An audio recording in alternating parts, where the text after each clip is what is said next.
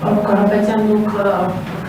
մոտավորապես ներկայացրեք գնահատեցիք Թուրքիայի հետ առևտրաշրջանառությունը, արդյոք դրան կարող գնահատում նաև Ադրբեջանից այստեղ Հայաստանն ուտող բենզինը, ռուսական գազահական ցորենը եւ ձեր իշխանության գանուկ առարկայում Ադրբեջանի հետ արդյոք առևտուր լինելու է շարունակվելու է թե ոչ եւ մենք հազոր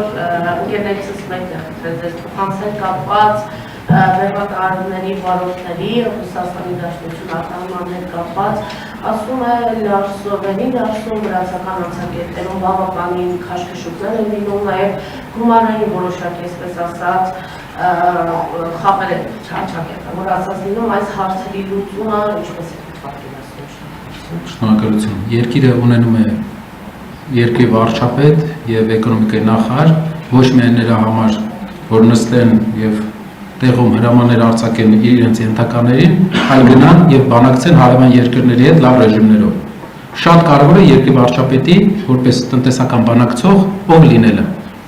Եթե երկրի վարչապետը ճիշտ հնարավորություն ունենա բանակցի հարևան երկրների հետ, տնտեսական խոչընդոտներ Հայաստանի համար չի լինելու։ Եթե երկրի վարչապետը հնարավորություն ունենա ու կարողանա,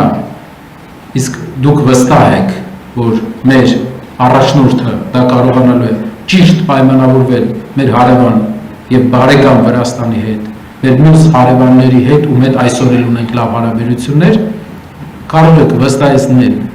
ձեր ընկերոջը, որ այնպիսի խնդիր չի լինելու, բայց հավելյալ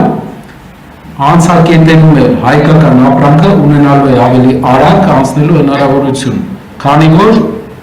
պայմանավորվել մենք գիտենք, պայմանավորվել բանակցել,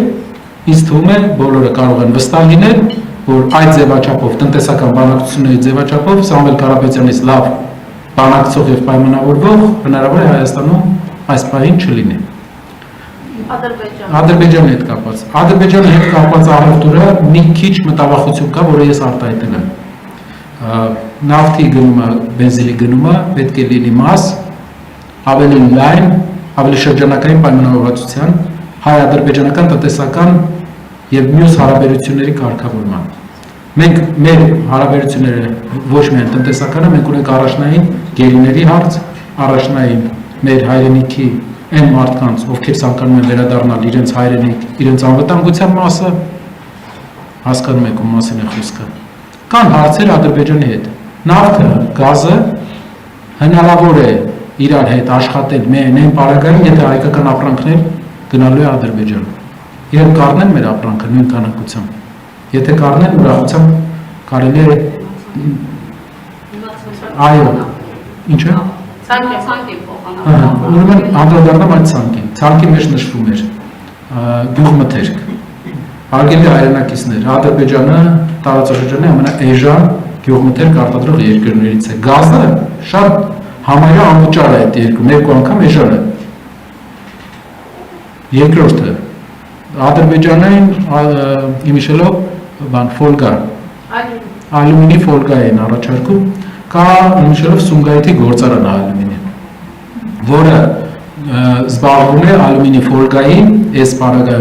պահին ալյումինի ֆոլգայի արտադրության պլանավորմամբ, իմիշելով հայտարարել են իրենք։ Ադրբեջանը ալյումին արտադրող մեծ երկիր է,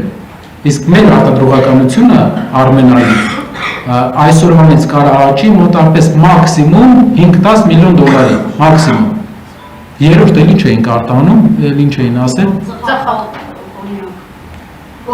Կոնյակի հումք, ոչ թե կոնյակ, իսկ ինչ է դա նշանակում, որ դուք հումքը վաճառում ես հարևան երկրին, իսկ նա այդ հումքով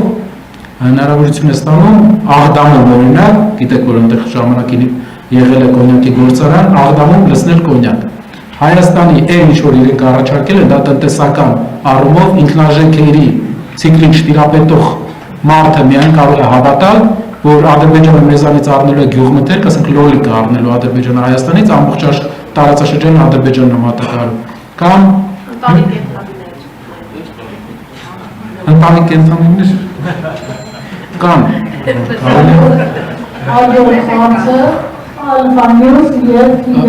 Ուզում եմ նշել, հարաբերությունները հարևան երկրների հետ կարգավորելը արմատական նշանակություն ունի մեզ համար։ բայց այդ հարաբերությունների շրջանակներում միակողմանիությունը մեզ դուրս չի գալիս։ Մեզ դուրս չի գալիս, որ մենք առնում ենք միշտ, մենք տալիս ենք միշտ եւ չկա մյուս կողմը։ Դա է հարցը։